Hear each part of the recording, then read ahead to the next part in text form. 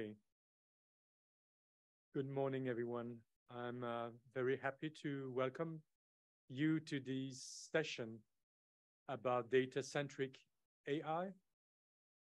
So my name is Patrice Latine. I'm a partner at EY, Ernst & Young, for those who still don't know EY acronym. So that's a large Big Four company, not only working in audit, actually working in consulting. We are more than 350,000 people worldwide. In Belgium, more than 3,000. And I'm the responsible for everything related to data analytics with a focus on financial services, responsible for artificial intelligence for EY in Belgium and at EMEA level for financial services as well. And I'm also a teacher at university teaching AI and other topics. And I'm together today with my colleague Maher, who is by far the specialist of the session. Maher is a senior manager in machine learning and is machine learning engineer, also data engineer, but as a tech lead in everything to solve problems for our clients. And one main problem of our clients is, yes, they want to do artificial intelligence. And so you need data, you need algorithms. And that is a bit what we will talk about today, trying to be concrete, what happens today in enterprises and how we can actually help enterprises and the public sector and the citizen ultimately in applying AI for interesting projects or problems. So the agenda of today is firstly an introduction about the problem that we would like to address today.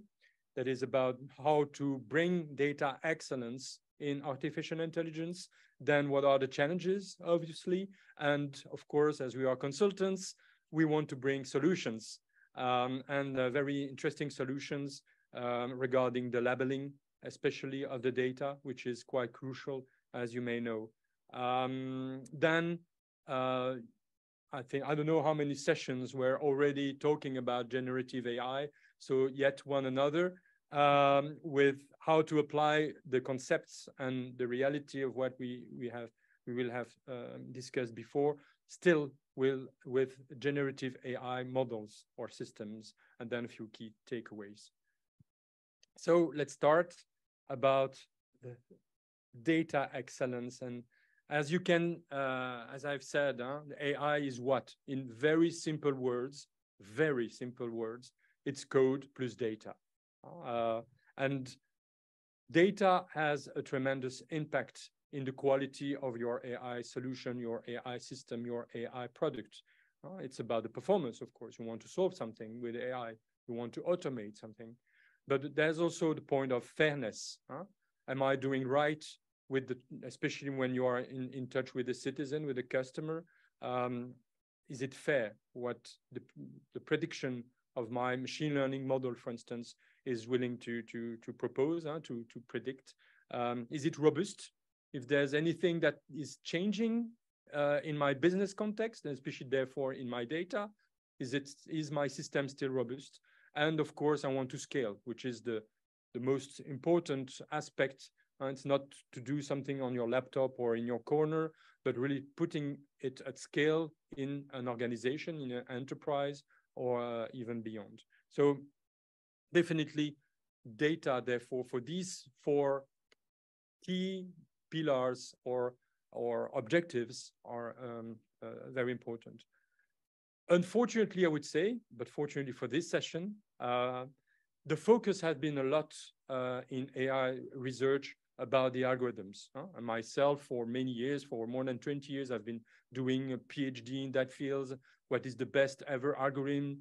I was in the time of random forest and boosting techniques and neural networks developments. And therefore, okay, what is the best? And it was the battle, the fight against the 99% accuracy. And that is still today a big challenge. But the focus about the data that are used for doing AI, the focus in research is far more limited.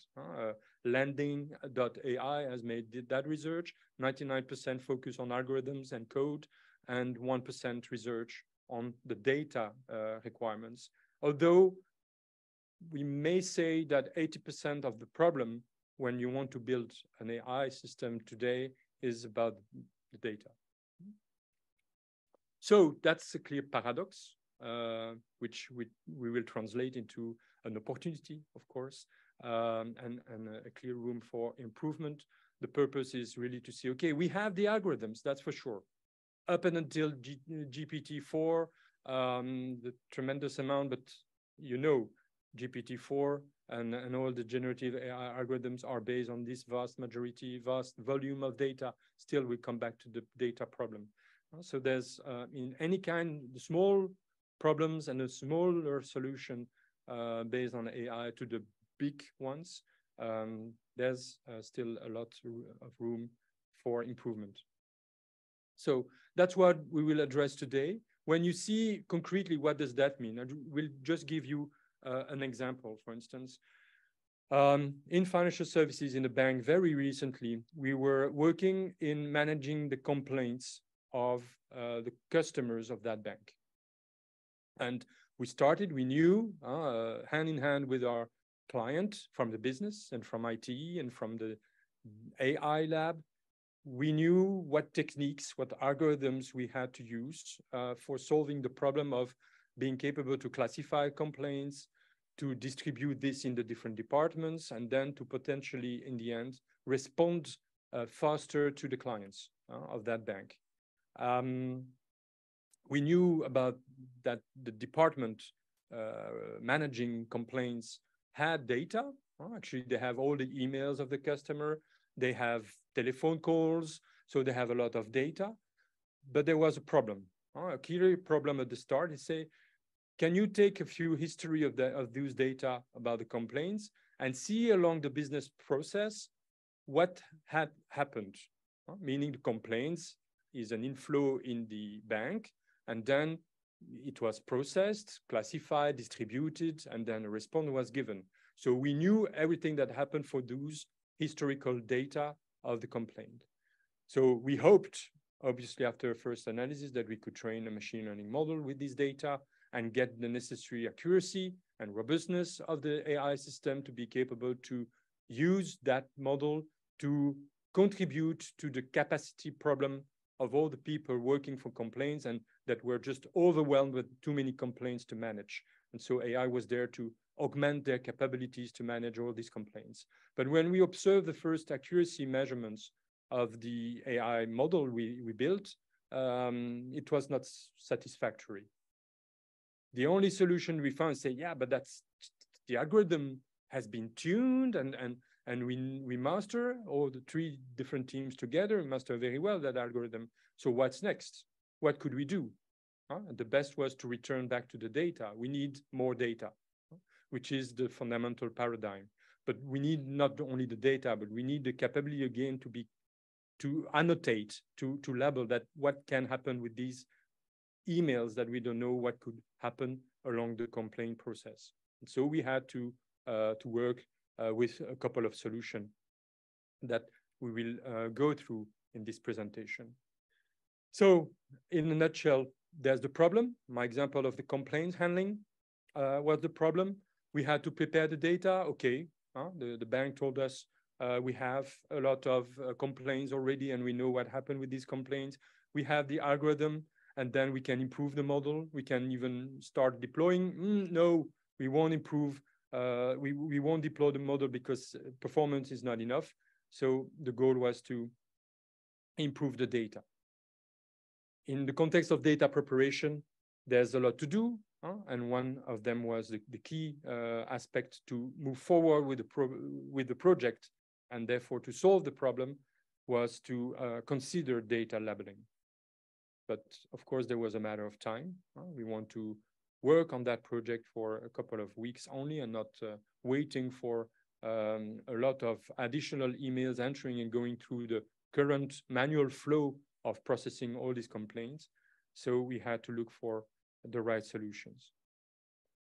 So I give the word to Maher, who will explain a bit about the solution. So moving from training an AI algorithm and being capable to improve accuracy to really be capable to make something better with the data, to automate this labeling, to be capable to understand better the data, and therefore being capable to improve the AI product along the development life cycle.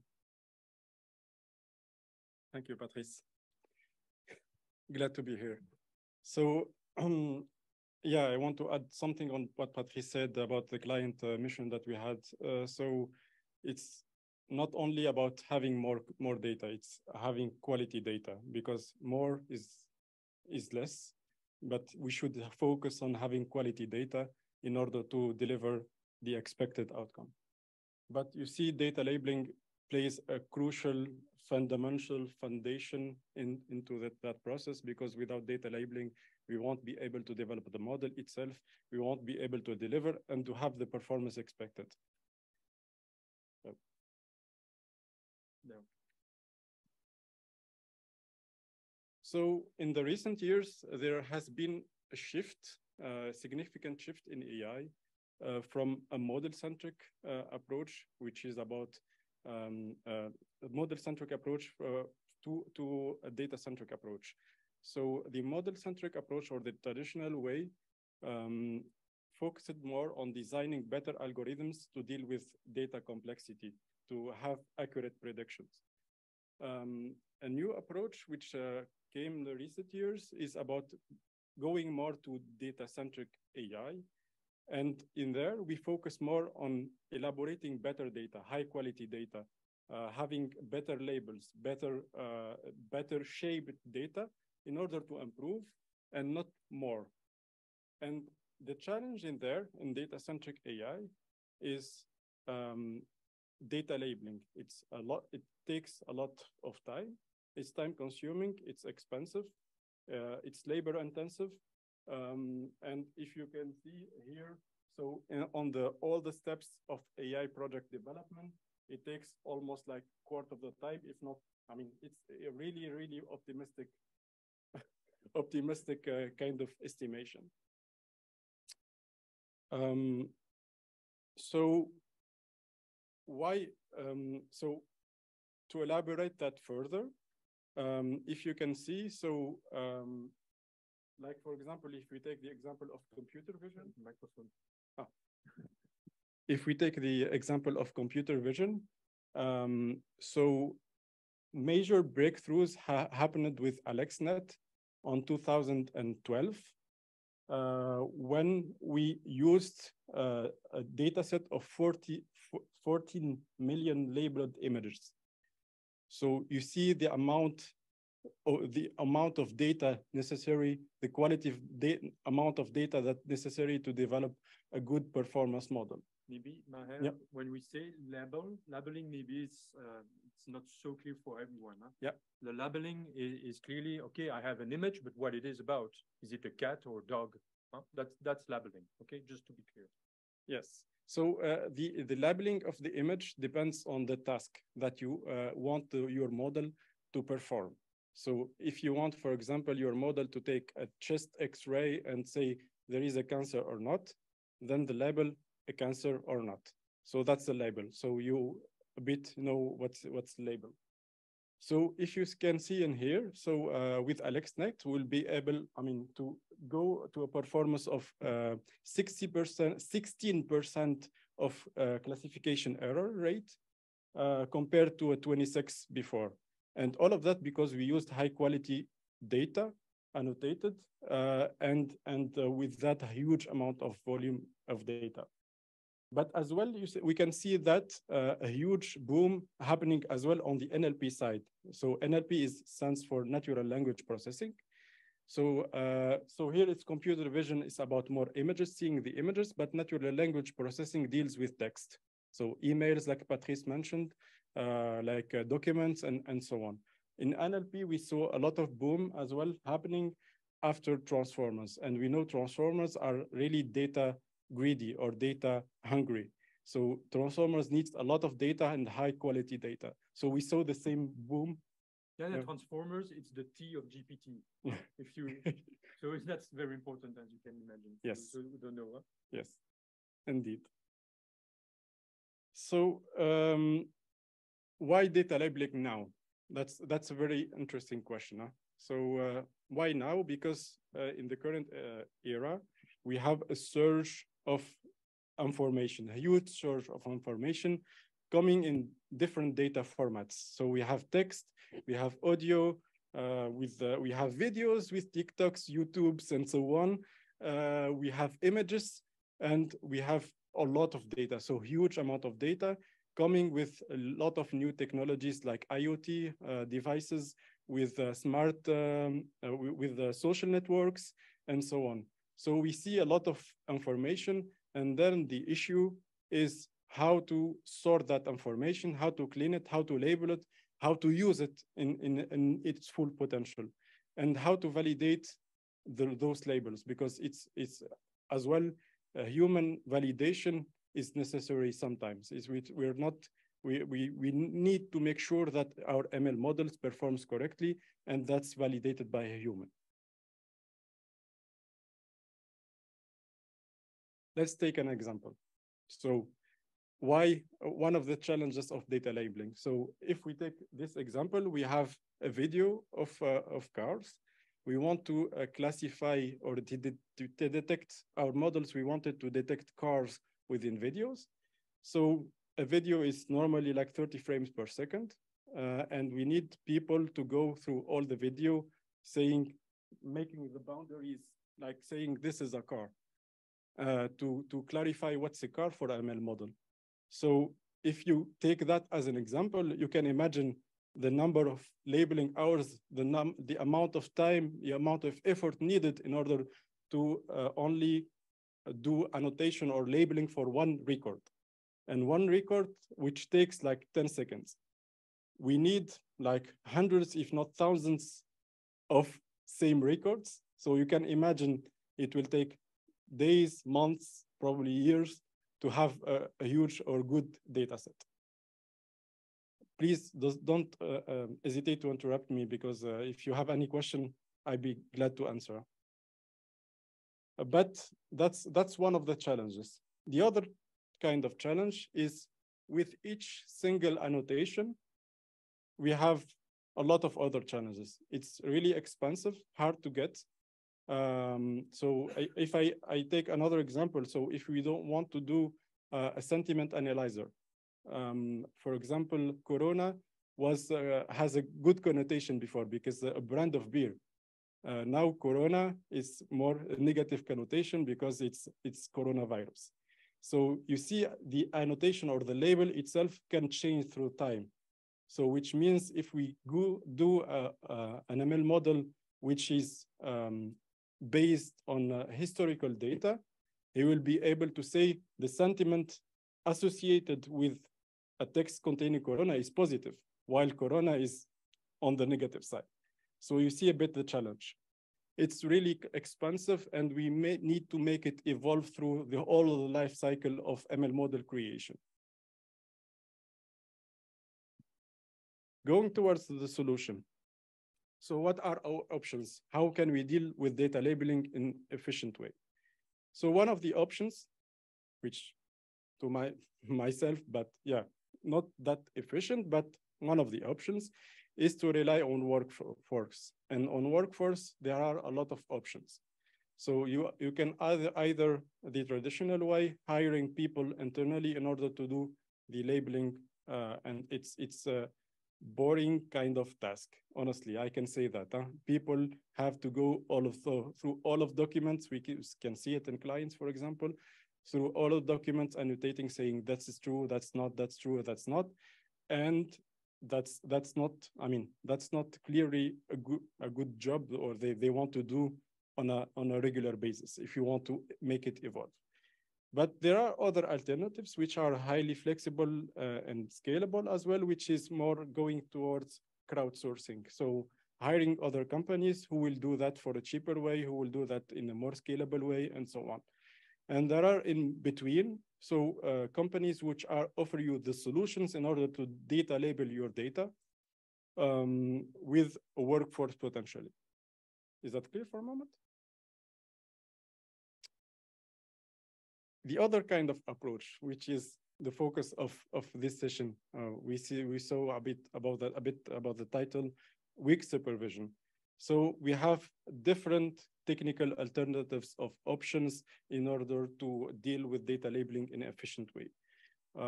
Like active learning, semi-supervised learning, transfer learning, or weak supervision.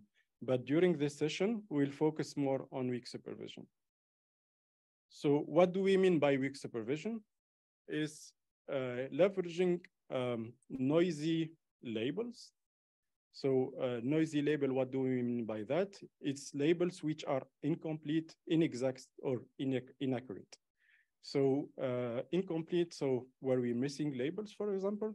Inexact, because some people might disagree on labels. So if we have one chest X-ray, a doctor might say you have a cancer, another doctor might say you don't have a cancer.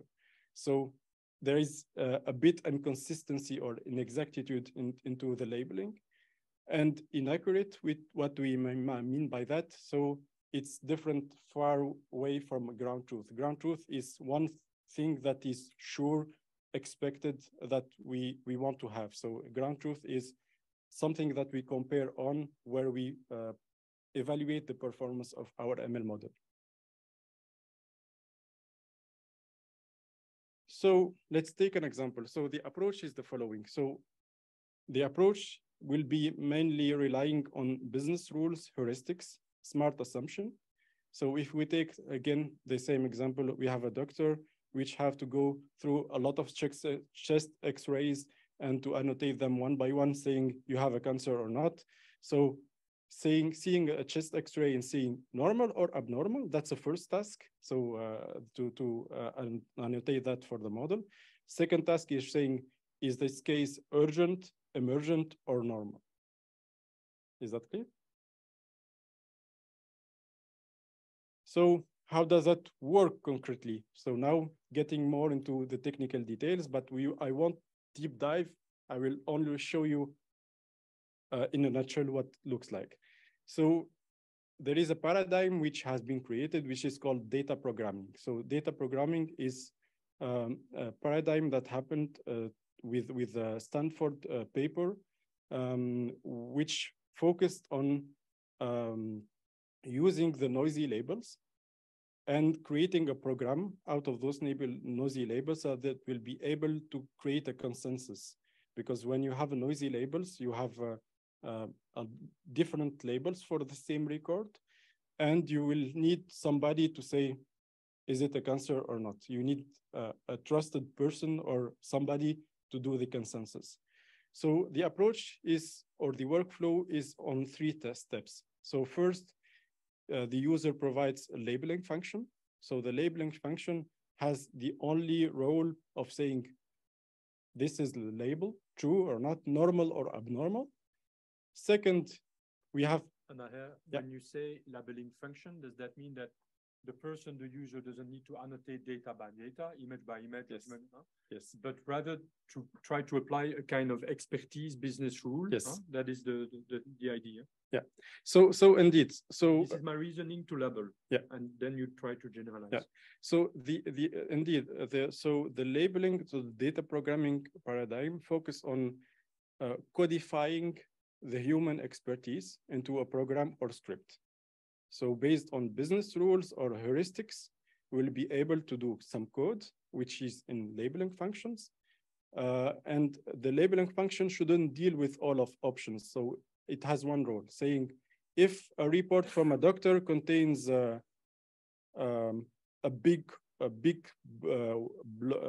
white spot, it means potentially there is a cancer. So that's kind of like minimal kind of labeling function. So the idea is having the data labelers create labeling functions instead of labeling, and then having a generative model like Patrice mentioned. So the role of generative model is doing the consensus, is because the labeling functions will give you for each record true or not, normal or abnormal. And the generative model will need to aggregate. We'll need to say who's right and who's wrong. And then we use a discriminative model, which is the end machine learning model, which will read the chest X-ray and say normal or abnormal. So what does a labeling function look like? So a labeling function could be a lot of different options.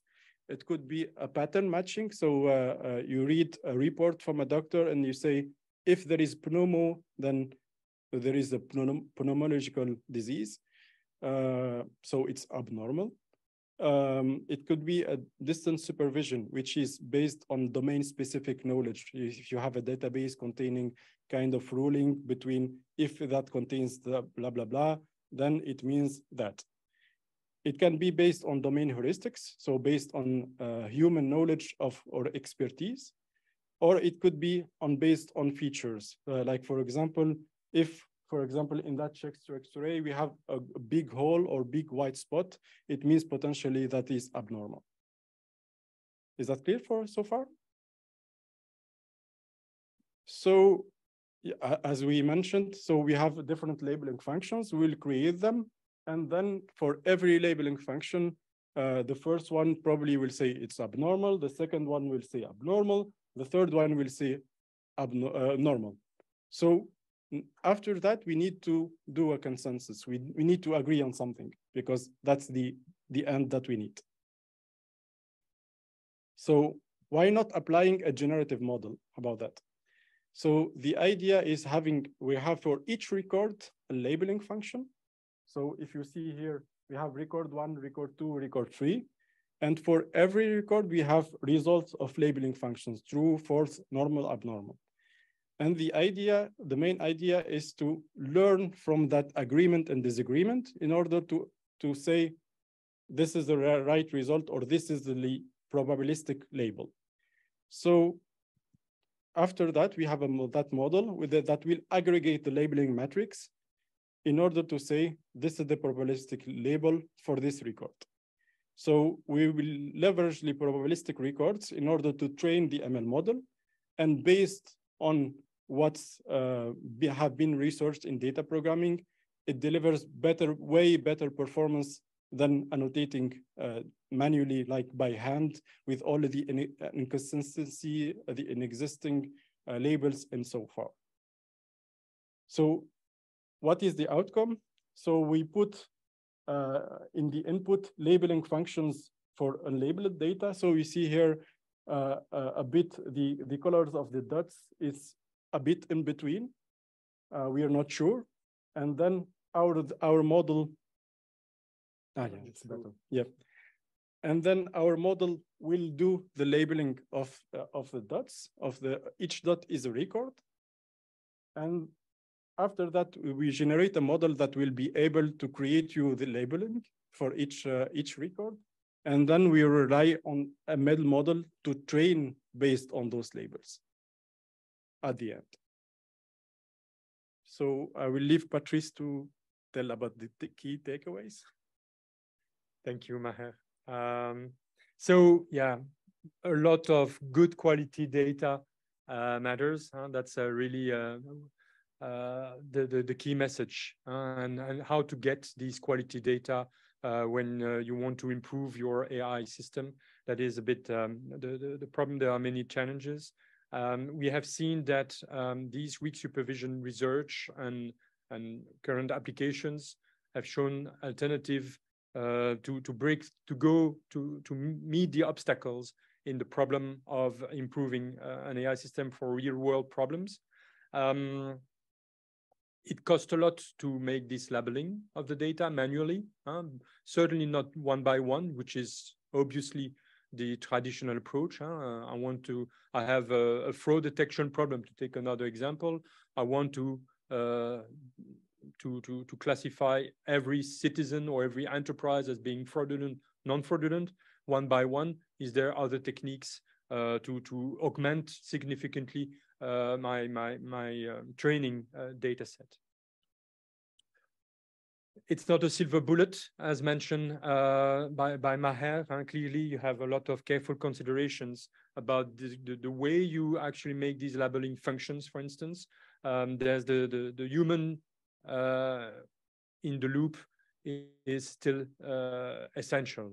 You need to supervise how you provide the labeling, how you define them, but that's also a less cumbersome work. That's clearly not something that that is boring, but that's bringing in some situations the expertise more clearly, more explicit, and then the AI will do the rest, maybe like the magic. When you see these kind of weak supervision systems running, you believe that there's something coming out from the noise that is just creating a lot of accurate results.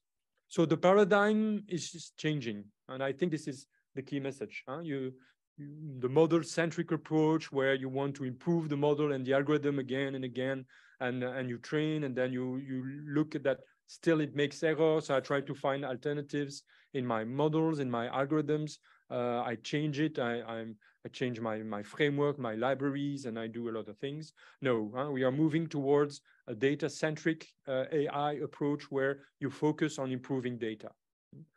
Still having good algorithms, of course, because you need that. But also it depends on the problem. Sometimes you need to have a very transparent algorithm to understand clearly the output with the input. That's so you can't use a very efficient algorithm, just a good one, but then still you need a lot of data of good quality that are labeled.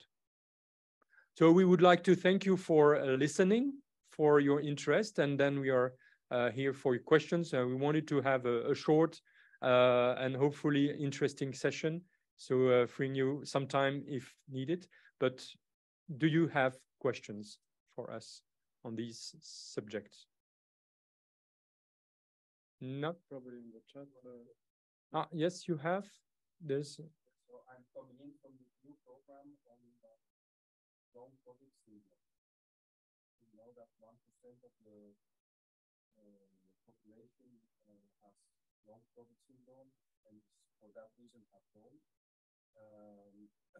We also are with the EU Federation on mental health, because long COVID also has a mental health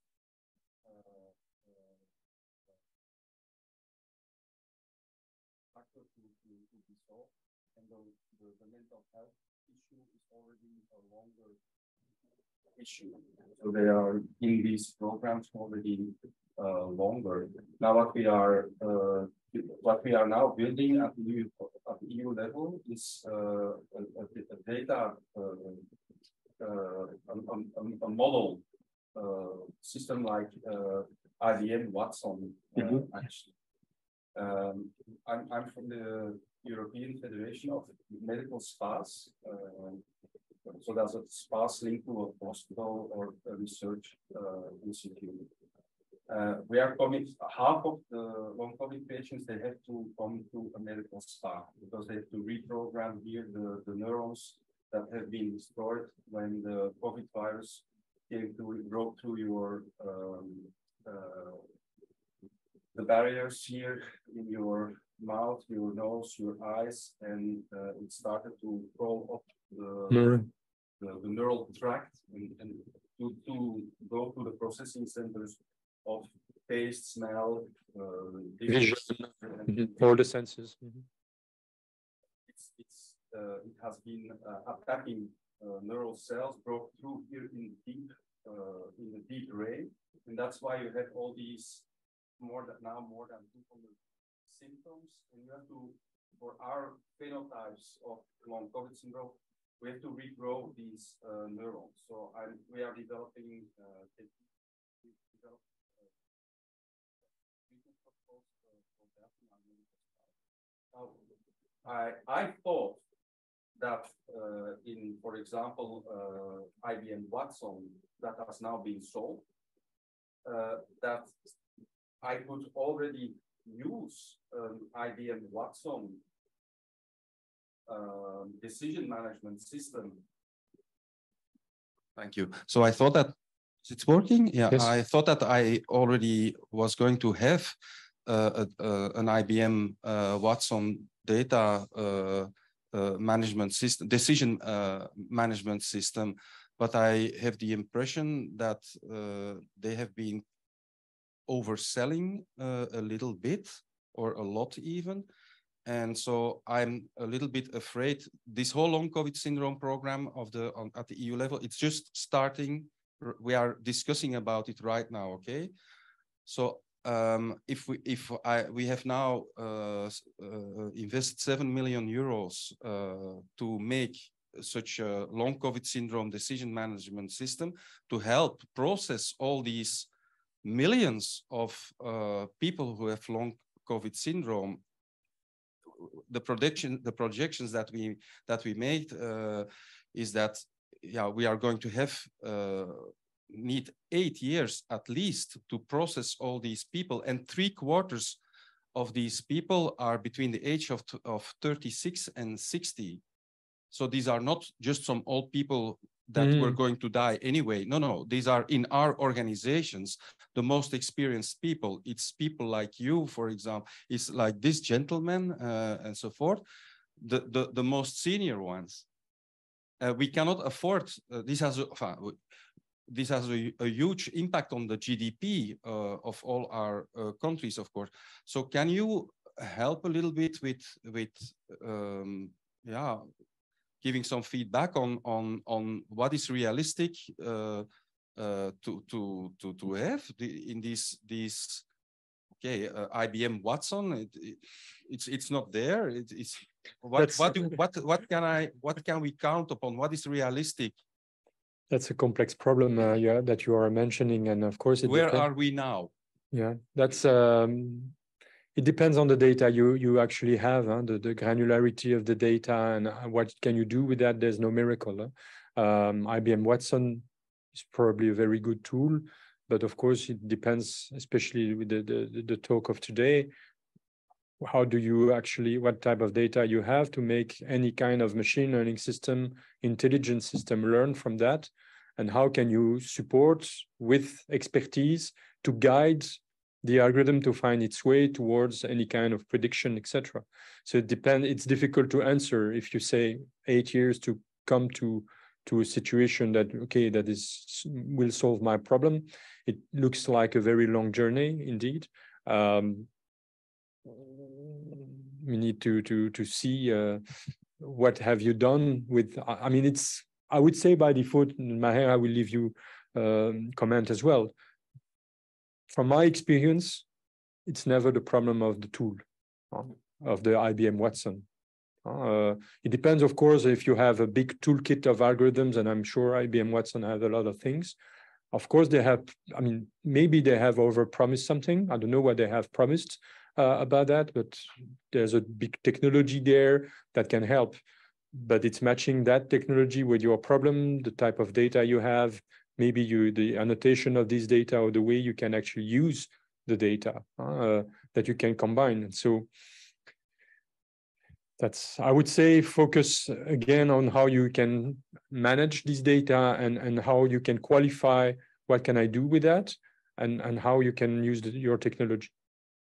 So if I can become on that, I was made to believe, or maybe I misread, but I was in the understanding that there were databases with all the biochemical pathways that all the researchers and all the professors and so forth have ever in biochemistry and so forth had ever discovered, that they were in a database, in a column, and that we had also other databases with all the biochemical molecules that we have ever discovered that are possible to be made and so forth. And that we, as humanity, we already had.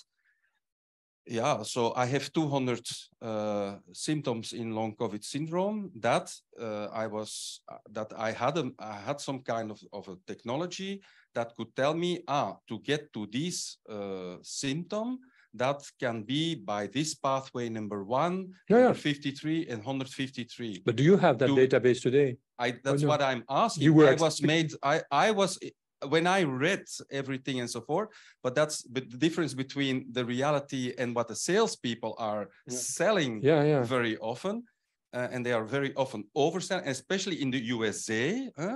with these very irresponsible, with all due respect, but with these very irresponsible ways of investing. They are just overselling, and I do not know actually what we have now today.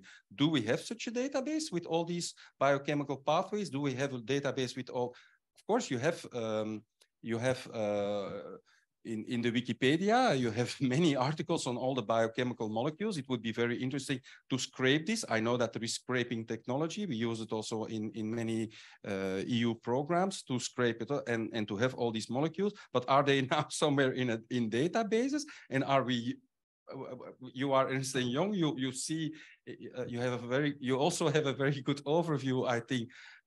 What is your experience in what do we have? What do customers expect, and what is there? Is there a big gap between? Yeah, I would say there are two levels. There's a specific problem that you're mentioning. Indeed, the simple answer, maybe ChatGPT has learned so many things about everything about Wikipedia and many other books and databases that are public. Then there's a lot of information in that could help.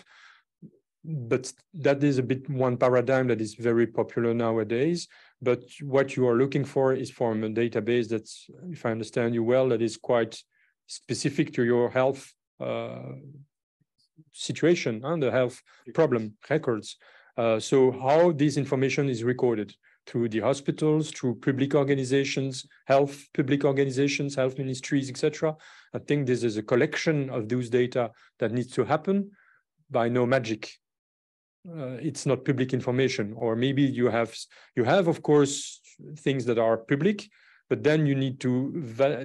It's clearly not IBM Watson that will provide that, except if they say they have a vertical on health for your kind of problem vaguely, and that says, okay, we can do all this, but you can quickly check if it is correct or not. Normally. But typically, the normal process is say, okay, we have collected all this data. We can store that somewhere, or maybe even distribute it across all hospitals, a given network. We see organizations doing this already where you have access. And then you need to train transformers or this kind of AI, very powerful systems to understand all the structure in your data about that and guide by especially labeling, because I want to solve this kind of problem. If that didn't happen, if you don't touch that information at first glance before the technology itself, it's not there.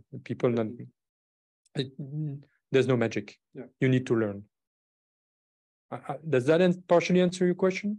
Yes, thank you. So as Ernst & Young, say, I don't know databases because I'm not in your sector directly. I can't, but I know there are consortiums in organizing themselves, especially on the COVID, to centralize as more information as possible to solve this type of problem. For example, one of the things that I can share is last Friday we had a presentation from the European Federation of Cardiologists, for example, because you know that this coronavirus, it can come in the lungs, but you have heard also that it can also scar lung tissue. Sorry, you're handicapped for life. You have to live with a new body, and it can also scar your heart tissue, and then you have a different heart, and life will also be different. And so they gave a real presentation of all the different scanners that exist and the data that they produce, and all these images also that you showed, for example, from these scans on cancer, for example. These images are huge. This is very big. Even for the bandwidth that we have today, you cannot just quickly download a database of 100,000 of these scans. It's far too heavy. You have to go with your algorithms and process to the database, to the database, process it there, and then some results come back and so forth. That's a but typical if I saw the right now 2023. how difficult it is for the different databases that every hospital uses, the different technology, the scanners that they use, and how to bring these different databases together, standardization, and then your our long COVID decision management system can start to work on it. It's not IBM Watson, just pay 200,000 euros per year and just type in, just let it listen with ChatGPT, whatever, to your patient and say what do you. It's like a digital Mr. I thought I was going to have a digital Mr. Spock, a digital me, Mr. Spock, who was just sitting there emotionless. If I wanted to his opinion, I would ask Mr. Spock, can I have you, what do you think about this? And that he would say, yeah, I think this person has this, that, and that, ask these 2, 3 more questions. And this is the biochemical pathways that lead to this symptom. And so these are the protocols to treat this part of the disease.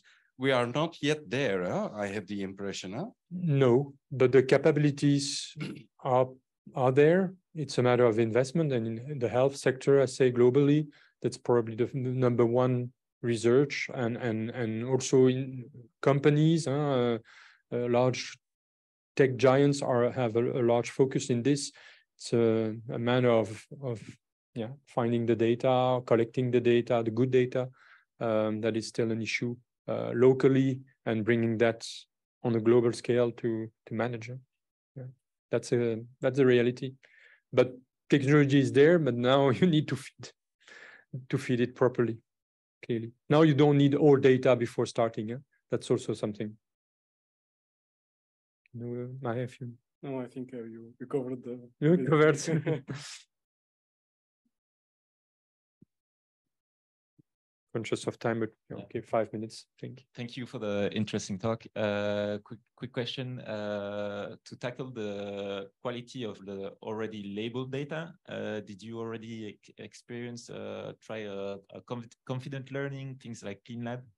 Or not yet? It's also something pushed by Andrew Eng and MGI. Yeah, so if you remember the tree that we showed in the slides, so yeah, you have other alternatives than weak supervision. So that's in the other alternatives. So indeed, we didn't cover it in this slide, but indeed, you can try that as well.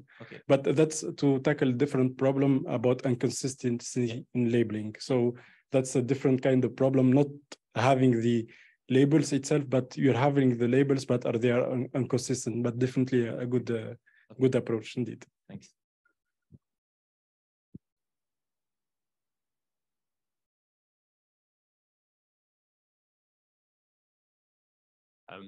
Yeah. Closer? Yeah. Okay. I'm curious as to like what happens when you have a bad labeling function. So when can you count on the consensus algorithm to ignore it, and when do you have to go back to the labeling functions and like that it's more in depth? That's a very good question. So with labeling functions, you will be able to iterate quickly on data sets. That's for sure. So there is a consistent effort that needs to happen at labelers, who are people who are providing those labeling functions, in order to make them improve. Because labels, like I mentioned, Corona, for example, if you make a labeling function, it says if it contains Corona, then it's a negative sentiment, will evolve by time. So you need to make your labeling functions evolve. One of the other things in the paradigm as well, with the paradigm, you will be able to assess what are the conflicts. So based on conflicts, you will be able to detect where are the errors and to know what are the recommendations in order to improve the labeling functions that you have. Does that answer your question? Yes, thank you.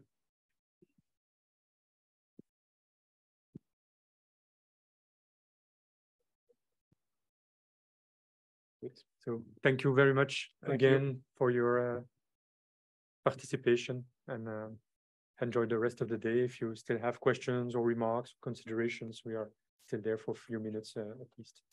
Thank you very much. Thank you.